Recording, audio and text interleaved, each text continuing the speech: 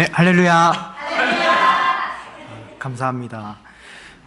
저는 몰랐어요. 이제 1년 전부터 이렇게 저의 이름을 이렇게 들어서 알고 계셔가지고 저를 이렇게 제가 오기를 학수고대해 주신 이 정말 감사함에 몸둘 바를 모르겠습니다. 이렇게 초대해서 여기 있을 이런 기회를 주신 정태영 목사님과 산호세 중앙교회 모든 성도분들께 진심으로 감사를 드립니다. 네. 네. 혹시 제가 시작 전에 아주 잠깐 영화 이야기를 한번 드리도록 하겠습니다. 혹시 제가 최근에 본 영화 중에 정말 재밌게 본 영화가 있는데요. 혹시 신과 함께라는 영화를 보신 분이 계신가요? 손도 들어주시네요. 감사합니다. 안 계신 분들도 있지만 괜찮습니다. 나중에 기회가 되시면 보시면 되겠고요. 저를 이곳에 초대하신 정태영 목사님과 지난 화요일에 페퍼다인 대학교로 가는 길에 차 안에서 아주 잠깐 이 영화에 대해서 이야기를 나눴었습니다. 정말 재밌게 잘 만든 영화다. 어쩜 이렇게 재밌게 만들 수 있을까? 그 영화가 어떤 내용을 바탕으로 하냐면 신화를 바탕으로 하고 있습니다. 근데 그 신화를 통해서 얻는 교훈이 정말 많았어요. 저는 이 신과 함께라는 이 영화의 원작을 쓴 주호민 작가를 참 좋아하는데요. 주호민 작가의 신과 함께라는 웹툰을 처음부터 끝까지 하나도 빼놓지 않고 다 봤었습니다. 그런데 정말 신화라는 그 내용에 정말 흥미가 가기도 하고요. 정말 재밌게 교훈을 얻으면서 봤던 그런 기억이 있었습니다. 시간이 되시면 꼭 보시기를 좀 권해드립니다. 그래서 제가 시작 전에 신화 이야기를 잠깐 하려고 하는데요. 이 이야기를 시작할 때부터 여기 계신 분들이 다 아는 이제 신화 이야기이실 거라고 저는 생각을 합니다. 신과 함께라는 영화에 나온 이야기는 아니고요. 모든 분들이 다 아실 수 있는 이야기입니다. 옛날에 아주 먼 옛날에 이렇게 리액션까지 해주시니 참 감사합니다.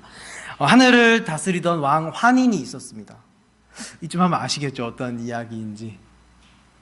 네, 계속해서 조금 더 하겠습니다.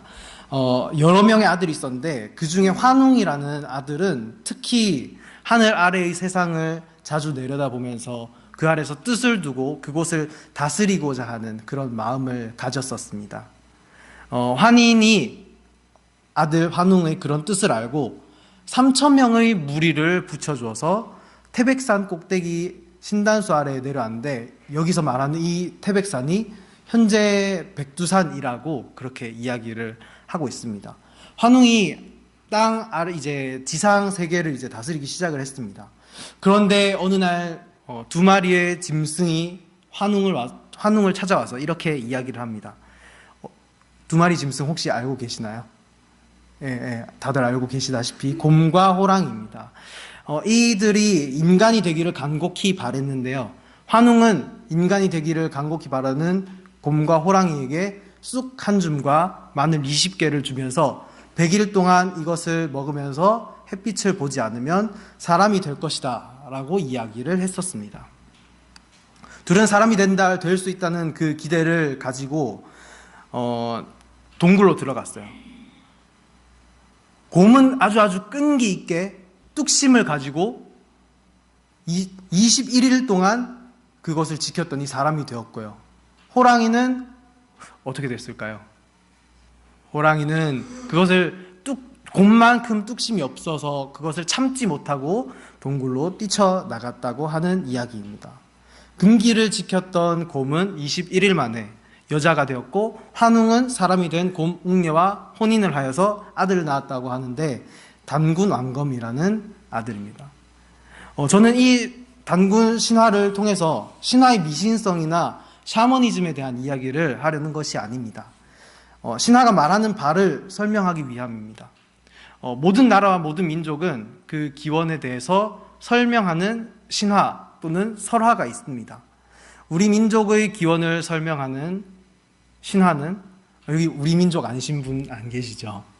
네, 우리 민족의 기원과 우리 민족의 속성에 대해서 설명하는 이야기가 바로 이 단군 신화입니다.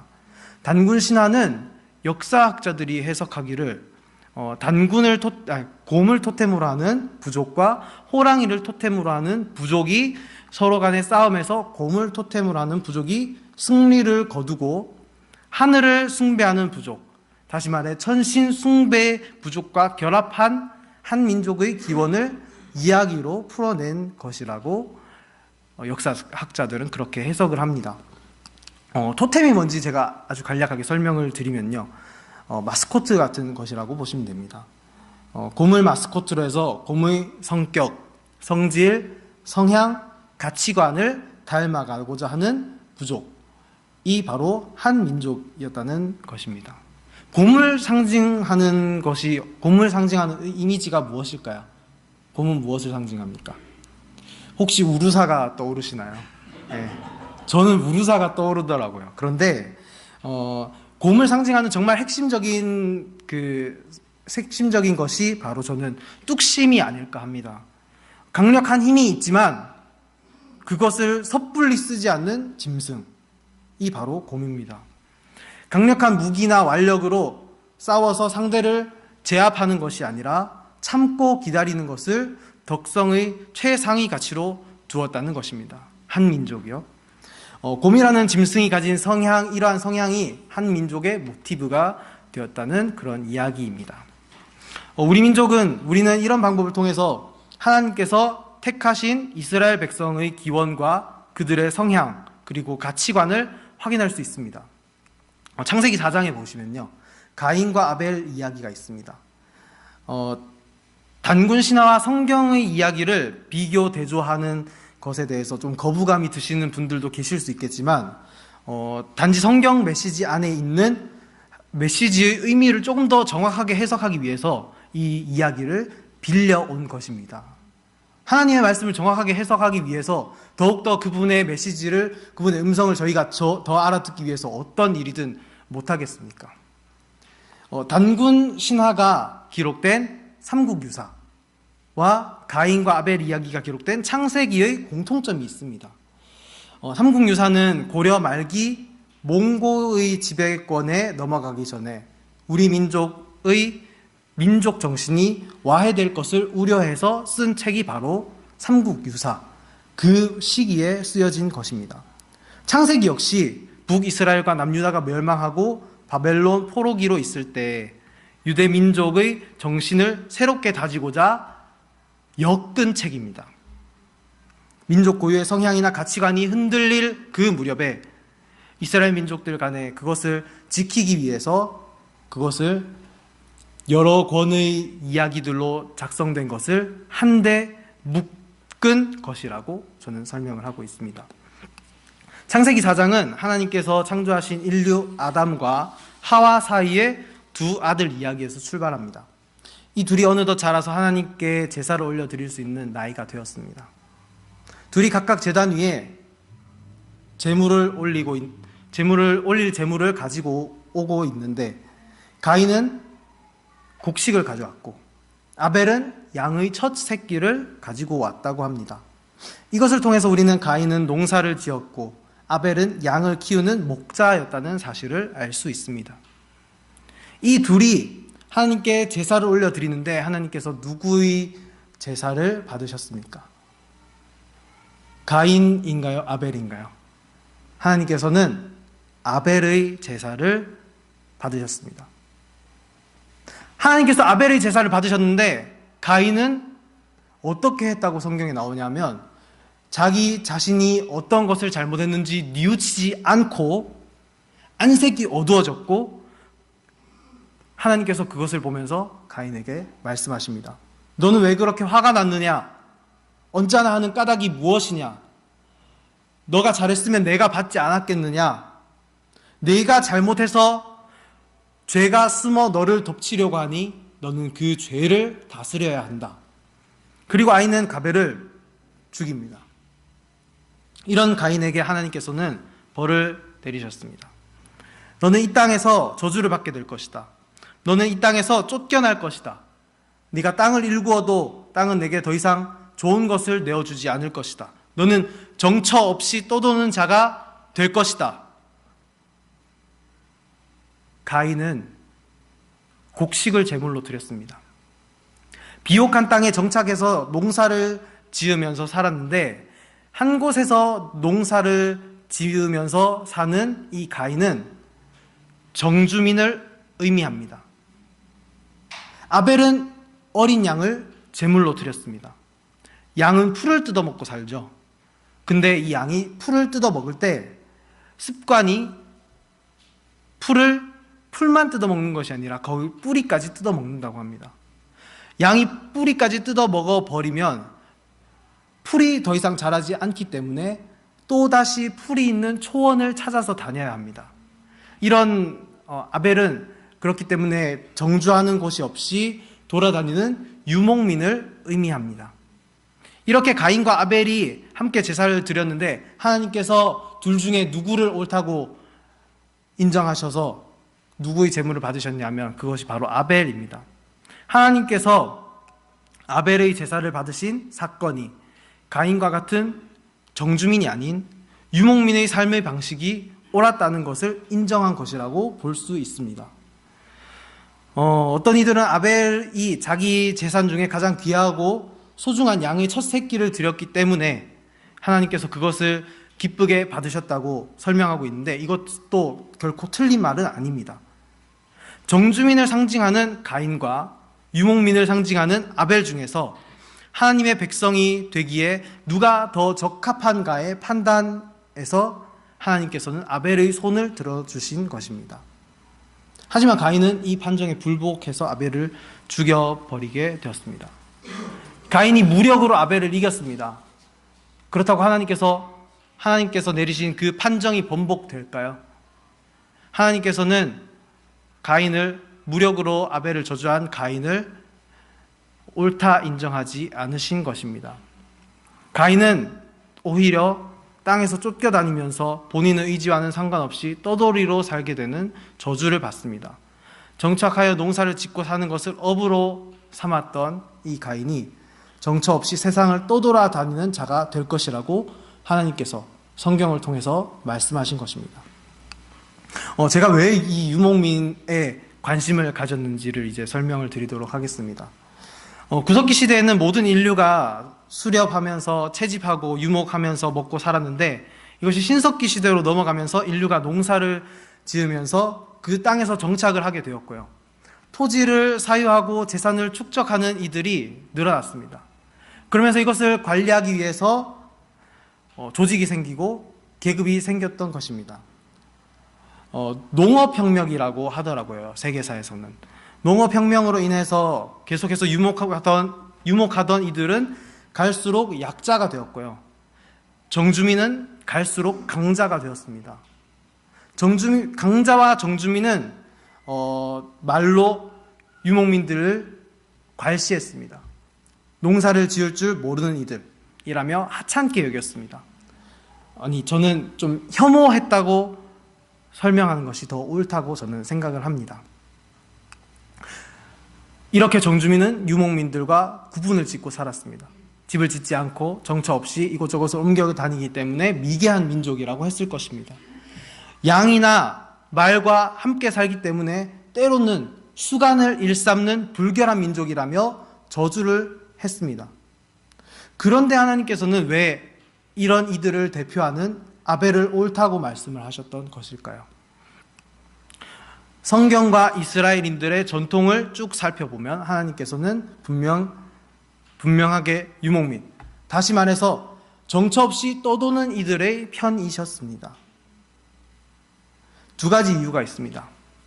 첫째는 야훼 하나님 자체가 형상이 없이 이곳저곳에 모두 특정한 거처를 두지 않고 계신 분이시기 때문입니다. 하나님이 이곳에만 계실까요? 아니면 다른 어떤 한 곳에만 계실까요?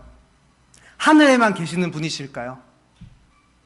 하나님은 그런 분이 아니십니다. 하나님은 형상도 없으시고 모든 곳에 항상 계신 분이시기 때문입니다.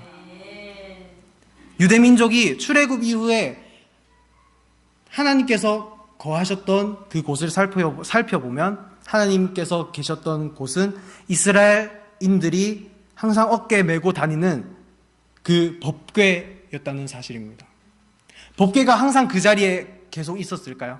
아닙니다. 이스라엘인들이 이곳저곳 다니는 곳마다 성막을 세우고 그곳에서 하나님께 예배를 드릴 때 하나님께서 그곳에 임재하셨던 것입니다. 유목민의 삶과 하나님의 가치관이 하나님의 성품을 그대로 닮았다는 사실입니다. 인간과 환경이 맺는 생태적 관계, 재물에 초연하신 분이 바로 하나님이십니다. 유목민은 환경과 대자연이 그들을 먹여 살린다고 합니다. 이 말은 곧 하나님께서 그들을 자기가 일을 한 것이 자기의 일이 아니라 하나님께서 온전히 이끄셔서 일을 하신 것이라고 생각한다는 것입니다. 또 유목민은 모두 평등한 관계입니다. 어느 누구나 차별 없이 재산도 없고 차별도 없기 때문에 모두가 왕이며 모두가 일하는 사람이 되는 그런 조직입니다. 네, 둘째 이유는요, 유목민들이 정주민과 비교해서 인간이 만든 조직의 보호를 받지 못하는 약자였다는 사실입니다. 하나님의 관심은 언제나 약한 자들에게 있었습니다. 하나님께서 왜 그 많은 민족들 중에 이스라엘인을 택하신 것일까요? 왜 그들의 조상인 아브라함과 사라를 택하신 이유가 무엇이겠습니까? 비옥한 땅, 메소포타미아 대도시 우르라는 곳에 정주했던 70 넘은 노 부부를 척박한 땅을 다니며 유목하게 하시면서 너희가 복의 근원이 될 것이다 라고 말씀하신 이유가 무엇이겠습니까? 70이 넘도록 아이를 가지지 못해 멸시받고 천대받던 약자였기 때문입니다. 수많은 형제들 중에 요셉을 택하신 이유가 무엇이겠습니까? 다니엘을 택하신 이유가 무엇이겠습니까? 절대로 그들이 잘나고 특출했기 때문이 아닙니다. 그들이 했던 일을 자신의 공로로 여겼던 것이 아니기 때문입니다. 그냥 그들 자체가 약자였고 하나님 앞에 그것을 저는 약자입니다 라고 고백했기 때문입니다. 성경에 이런 말씀이 있습니다. 건축자들이 버린 돌이 집 모퉁이의 머릿돌이 되었다는 이 말씀처럼 버려진 돌을 머릿돌로 삼으시는 일을 하나님께서는 하셨던 것입니다. 그리고 지금도 그 일을 하고 계신 것입니다. 인간이 되신 하나님 예수 그리스도께서도 정해진 거처가 없는 분이셨습니다. 예수께서 사람들에게 말씀하셨습니다. 나를 따르라. 자기를 따르라고 하신 것도 흙 묻은 나의 발처럼 당신도 이 길을 걸으시게나 라는 의미였던 것입니다. 하나님께서 세우신 약한 자들 하나하나마다 예수님께서 함께 길을 걷자고 했던 그 제자들 하나하나마다 나중된 사람이 먼저 되고 먼저 된 사람이 나중되는 이런 역사가 일어났던 것입니다. 그렇습니다. 하나님의 관심은 철저히 약자에게 있었습니다. 하나님과 예수님은 철저히 약자 중심이었습니다. 중심이 아닌 주변부 인물, 하나님께서는 그들의 편을 드셨던 것입니다. 하나님께서 이스라엘 백성들에게 가인과 아벨의 이야기를 통하여서 하나님의 관심이 약자에게 있다는 사실을 알려주셨다는 사실을 오늘 여기 계신 여러분들도 믿으시기 바랍니다. 오늘 본문으로 넘어가겠습니다. 오늘 본문에서 왕이 자기 주변에 앉은 양들에게 묻습니다. 내 아버지께 복받은 사람들아, 이 나라, 하나님의 나라는 너희를 위하여 준비된 것이다. 그 이유는 내가 배고플 때 너희가 나에게 먹을 것을 주었고, 내가 목마를 때 마실 것을 주었고, 집이 없을 때 방을 내어 주었고, 떨고 있을 때 옷을 주었고, 병들었을 때 문병을 왔고, 옥에 갇혔을 때 면회를 왔다. 그들은 어리둥절하며 묻습니다. 아니 주님, 무슨 말씀을 하십니까? 언제 우리가 당신에게 목마를 때 마실 것을 내어주었으며 집이 없을 때 방을 내어주었으며 떨고 있을 때 옷을 주었습니까? 병들었을 때 문병을 왔고 옥에 갇혔을 때 면회를 왔었습니까? 저희는 그런 적이 없습니다. 하나님께서는 그들에게 이렇게 대답하십니다. 너희가 무시당하거나 남이 알아주지 않는 사람에게 행한 그 사소한 일들 하나하나가, 약한 자들에게 행한 일들 하나하나가 바로 나에게 한 것이다. 제가 앞에서도 말씀드렸습니다. 계속해서 말씀드리다시피 이스라엘 백성의 기원은 유목입니다. 그랬기 때문에 고대 근동 역사 속에서 열강이 틈바구니에 끼인 채 수천 년을 바람 앞에 등불과 같은 신세로 살아왔습니다. 척박한 땅에 살면서 자기 목숨 부지하는 것도 어려웠던 이스라엘 백성들, 그들이 덕성의 최상위 가치로 여겼던 것은 무엇일까요? 바로 약자를 위한 환대라는 것입니다. 제가 환대라는 것의 사전적 정의를 찾아보았습니다. 이렇게 적혀 있더라고요. 반갑게 맞아 정성껏 후하게 대접함. 네, 제가 또 산호세 중앙교회에 오기 때문에 영어로도 한번 찾아왔습니다. 제가 발음은 여기 계신 분들보다 좀 익숙하지 않겠지만 이해를 해 주시고요. hospitality. 제가 좀 안 좋죠. 네. 제가 영어나 라틴어, 인도 유럽 어족에 대해서 그 어원을 잘 알지는 못하지만 hospitality 의 어원이 무엇이라고 보시나요? hospital, 병원이 아닐까 생각을 합니다. 히브리인들에게 환대란 병원에서 죽어가는 사람을 살리는 것처럼 병들어서 약한 사람의 목숨을 구하는 것에 준하는 그런 행위였습니다. 집 없는 나그네가 이스라엘 정주민의 문을 두드리고 이렇게 이야기를 합니다. 혹시 저 오늘 하룻밤 묵을 수 있을까요? 환대가 덕성의 최상위 가치라는 것을 아는 이스라엘인들은 당연히 그 요청을 승낙합니다. 왜냐하면 당시 팔레스타인이라는 척박한 땅에서 하룻밤 묵을 수 있을까요? 라는 요청을 거절하면 그 사람은 광야 같은 땅에서 배고파서 추워서 죽기 때문입니다. 그걸 나그네도 알고 정주민도 알고 있습니다. 저 오늘 하룻밤 묵을 수 있을까요? 라는 그 요청은 죽어가는 저를 살려줄 수 있을까요? 알겠다고 한 것은 내가 죽어가는 당신을 살리겠습니다. 제가 당신에게 도움을 주겠습니다. 라고 하는 그런 의미입니다. 하나님의 뜻이 이것입니다. 하나님의 나라의 법칙이 바로 이것입니다. 오늘 본문 말씀을 통해서 예수께서 하실 그 무렵에는 이스라엘 백성도 이미 정주가 익숙해져서 환대라는 하나님께서 주신 최상위 덕성을 잊은 사람들이 많은 때였습니다. 그래서 나그네 또는 거린의 하룻밤 묵을 수 있을까요? 라는 요청을 거절해서 길바닥에 사람이 쓰러져서 죽는 때가 많았던 때였습니다. 예수께서는 오늘 말씀을 통해서 가르치셨습니다. 그리고 창세기 4장 말씀을 통해서 가르치셨습니다. 하나님이 가장 최상의 덕성으로 여겼던 것은 환대였다는 사실을 가르치셨던 것입니다. 항상 환대가 필요한 약자의 편을 들어주셨던 예수께서 그들이 나고 내가 그들이다 라는 메시지도 오늘 말씀을 통해서 가르치셨습니다. 저는 한때 이런 생각을 가진 적도 있습니다. 아니 그러면 이스라엘인들이 믿는 그 신은 모든 이들의 신이 아니라 그들만의 신인가?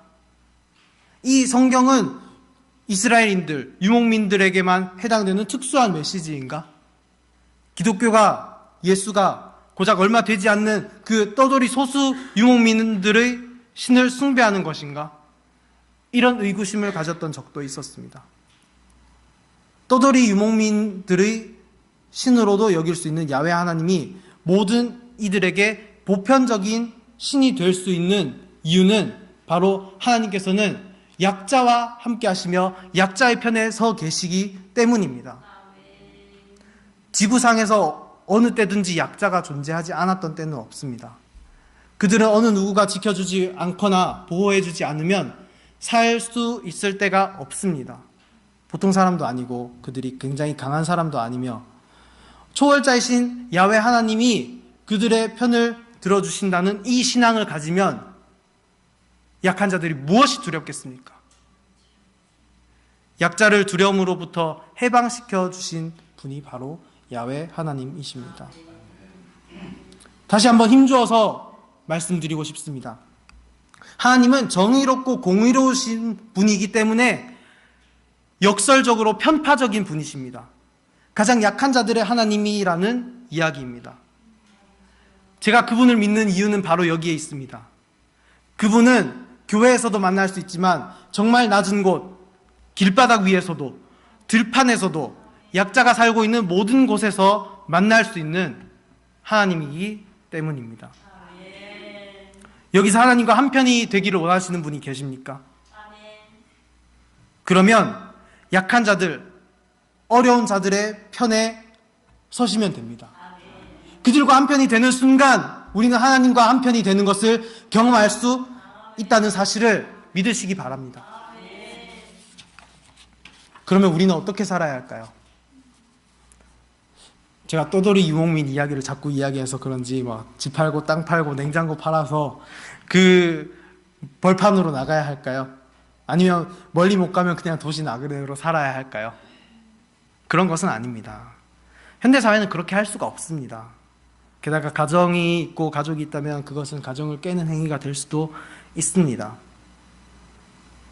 하나님은 가정과 삶을 깨기를 원하시는 분이 아니라, 다시 한번 말씀을 드리면 약자를 위한 환대, 이것을 중요하게 여기셨던 분이며 약자의 편에 함께 서 계신다는 사실을 기억하시기 바랍니다. 그들을 융숭이 대접하면서 그들의 눈물을 닦아주는 사람이 되어야 합니다. 그리고 하나님은 그들 가운데 임재하신다는 사실을 믿어야 합니다. 그러면 오늘 우리에게 약자는 누구일까요? 제가 미국 한인사회를 잘 모릅니다만 모두들 자신이 각각 생각하는 약자의 기준이 있을 것입니다. 맞습니다. 그들이 약자입니다.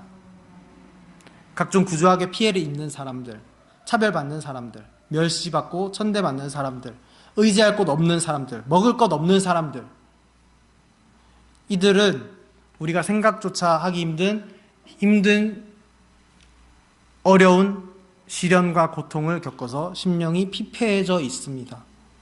그리스도인이라면 하나님께서 주신 기독인들이 베풀 수 있는 이런 최고의 덕인 환대를 베풀면서 그들의 목소리에 귀를 기울이고 함께 눈물을 흘려주는 것이 먼저일 것입니다. 하나님은 교회 안에만 계신 분이 아닙니다. 우리가 교회 안에만 있기를 원하시는 분도 아닙니다. 많은 성도들이 하나님을 믿고 교회를 나와서 교회에서만 성도들이 머물기를 원하시는 분도 아닙니다. 교회 안에서나 밖에서나 동네에서나 거리에서나 빈민촌에서나 약한 자, 고통당하는 자들이 있는 모든 곳에 계신 분이신 줄 믿으시기 바랍니다. 기독인의 정신을 기억하시면서 언제 어디서나 예수님처럼 환대하는 여러분이 되시기를, 약자의 편에 서는 여러분들이 되시기를 주님의 이름으로 소망합니다.